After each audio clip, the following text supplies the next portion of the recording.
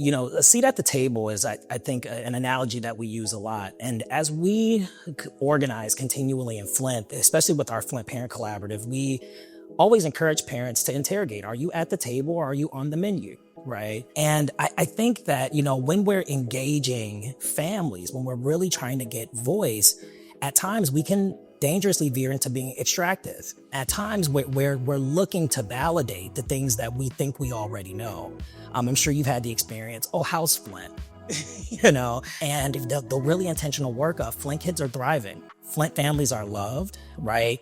That was intentional narrative change. But at the same time, we've also had experiences, I have, right, where I've had conversations where I'm realizing that you're hoping that I validate what you already expected that you knew about this community. What is your advice to the members of the network here who are committed to working with their families, who are deeply committed to transforming the outcomes of their community, but don't want to veer into the space of being extractive?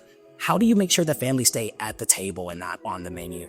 Yeah, that's a great question. And I think it takes like a constant kind of grounding of ourselves. And that's something that we do, like taking a pause, say like, is this really the direction we need to be going? Do we have enough kind of voices and direction and leadership?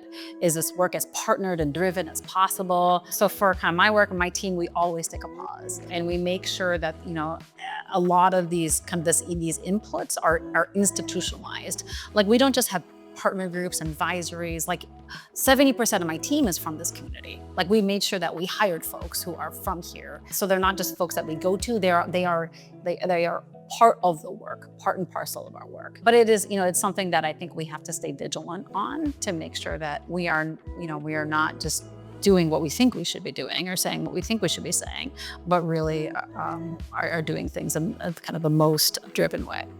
100%.